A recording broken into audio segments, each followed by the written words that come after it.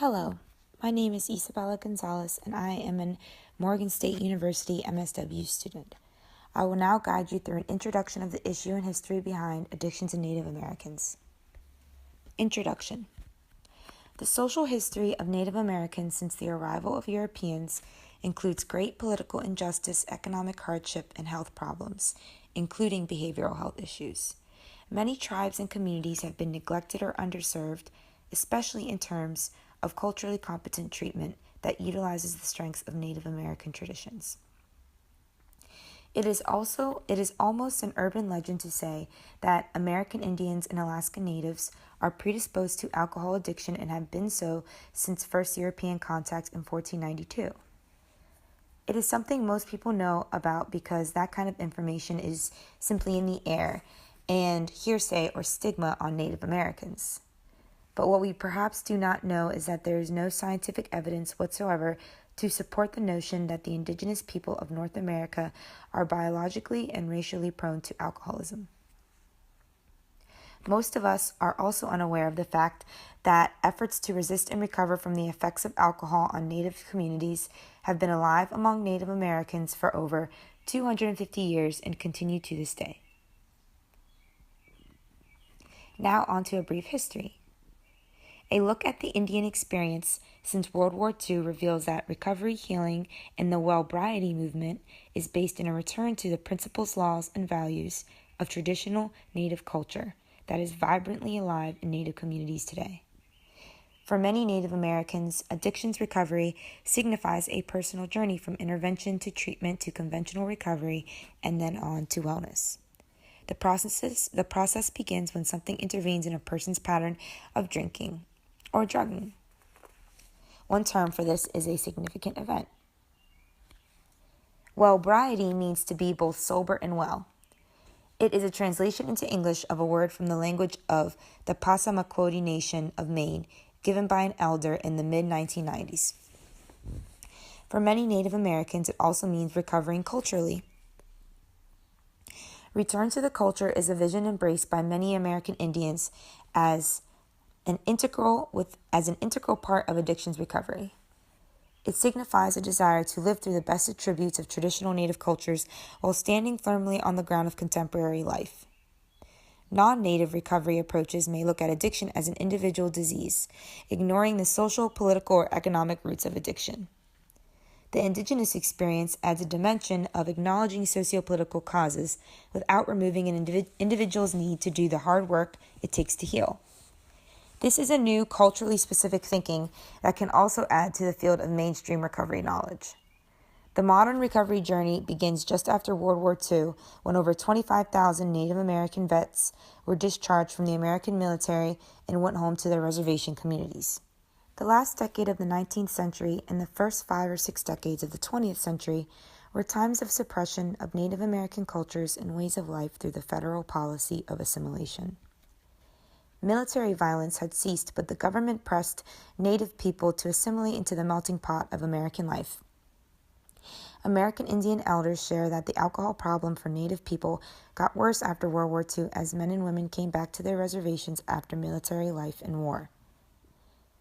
It also worsened when Indians earned the right to purchase alcohol and drink in bars by decree of the Eisenhower administration in 1953. This meant that until July 1, 1953, it was against U.S. federal law to knowingly sell an alcoholic beverage to an American Indian or Alaska Native individual. Legislation by the Eisenhower administration ended this precedent that extended over 100 years of the historical period in the U.S. But in keeping with the tradition of resistance to alcohol, the years after World War II also saw the birth of a sobriety movement in Indian country. After World War II, Native people began attending the relatively new Alcoholics Anonymous to help with drinking problems. A few Indian people having alcohol consumption-related problems were starting to get sober in AA, but they had to leave behind their own cultural ways in the process because they were still in fact illegal or discouraged by the federal government and Christian missionaries on Indian reservations. It was not until the civil rights fervor of the 1960s that Indians could begin their practice of tribal spirituality and tribal ways of life openly, with the hope that these could enter their recovery process too. The Indian Civil Rights Act of 1968 and the American Indian Religions Freedom Act of 1978, with its Native American Church Peyote Amendment of 1994, made it possible for Native cultural ways to come out from behind closed doors. These lifeways could begin to find their way into culturally appropriate and culturally competent alcohol and drug use recovery approaches because they were no longer illegal.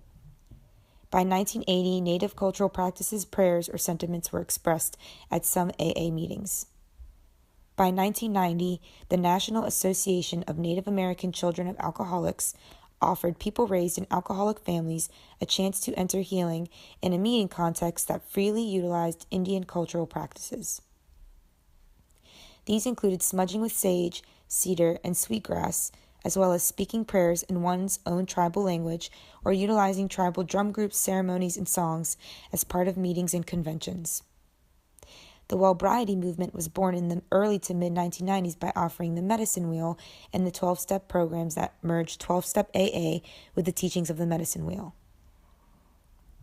This approach uses any or all of the various local tribe traditions as appropriate in meetings and in talking circles. The Wellbriety movement also emphasized the need to go beyond sobriety in order to heal the deep wounds of intergenerational trauma carried by almost all Indian people. Native people now understand that alcoholism is a symptom of more deeply embedded wounds, and one such wound is the trauma of oppressive genocidal behaviors and policies arising from the dominant Euro-American society and passed down from generation to generation. In dual diagnosis programs, many practitioners and researchers take a broad brush approach. One may find that what's most effective is monitoring medication and doing group therapy focusing on all the diagnoses. Utilizing a lot of relapse prevention, addressing trauma and children of alcoholics issues while doing CBT has been proven to show clients respond best. Promoting assertiveness works well in promoting change in treatment, and in a lot of cases, advocacy and case management is needed due to the multitude of needs that clients have. It is imperative to treat the whole person, not just the addictions or the depression. The White Bison series is developed by Don Coyes, a Mohican social worker. White Bison is an organization with the mission of bringing Wellbriety to Native American communities. White Bison booklets, audio tapes, and videos combine Native teachings with the 12 steps. White Bison teaches a history and soul that brings the culture back and gives pride along with recovery. Implications for practice. Native Americans and Alaska Natives have an intergenerational history of mental health and substance abuse problems, and also an intergenerational history of distrust for mental health and substance abuse service providers and social services in general. Relatively few tribal members are referred to treatment, and they are incarcerated at a very high rate earlier than whites or African Americans. There is a deep entrenchment of distrust for non-Native services based on current research. They have had to do for themselves for so long that they don't ask as a rule for help. For those tribal members who want to learn or relearn Native ways, one should use volunteers who are active in the Native movement and try to find common ground between tribal beliefs and recovery principles. For example, all powwows are supposed to be drug and alcohol free for spiritual reasons. There is a lot to learn about the strength of the human spirit coming from this population. If you are not Native American, it is important to understand their need for their culture to help ground them. This is especially important because they still feel discriminated against by most mental health and substance abuse providers due to lack of awareness of the culture. For instance, if one has a neglect case, you have to send the notice to the tribal social services, who have the same rights and offer the same services as the state's child welfare programs. They have their own courts in many regions, and the goal is to provide for themselves as their ancestors did. In treatment, be aware that prolonged eye contact is considered a challenge rather than a mark of openness and trust. This type of nuance is vital to providing treatment effectively. Respect for their history is better than some natives may have, and the native ceremonies are more than history or even spirituality. They're a way to reclaim identity. If you are not a federally recognized tribe by the U.S. government, you do not receive any social services that are discriminated against, furthermore, if not more. For example, with Medicaid federally funded healthcare provisions, there is a lack of choice for health providers to pick from by the native population. This is an issue with choosing a provider, someone they are comfortable with, or to choose that has experience working specifically with this unique population and their dual diagnosis concerns and or chronic conditions. They want to be able to see practitioners who are Native people or connected with a Native organization if possible for health and mental health services. Compulsive gambling is also a side untreated problem. Native Americans are exempt from gaming laws in a lot of states, which enables them to operate casinos. They find it ironic that a white vice is making some of them, a lot of money. Gambling is just part of the issue, and it's concurrent, as a rule, with a multitude of issues that have to be treated. Addiction seems to run deeply entrenched in the family systems. In some native bands or tribes, most of the clan is related in some way. However, services have to be tailored to the needs of the individual.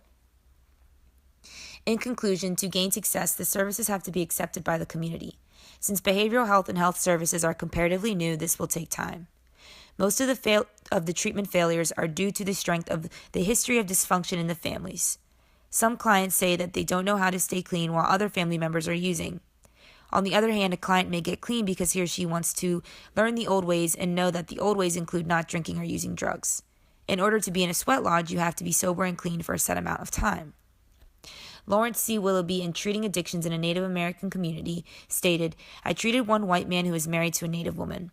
By the way, when the elders refer to the people, that includes all of us. Only the federal government is concerned about how much Native blood an individual has, because federal benefits are cut off under a certain level. This man's wife stopped drinking, and now their grandson is in treatment. The grandson told me that his grandparents believe in me. He said he likes not being told that his problems are all the fault of being Native. He said, they broke 142 treaties with us. Your treaty is of iron and soul. I am here because of that." Thank you for listening to my report on Native Americans and addictions, and please view the references at the end of this recording.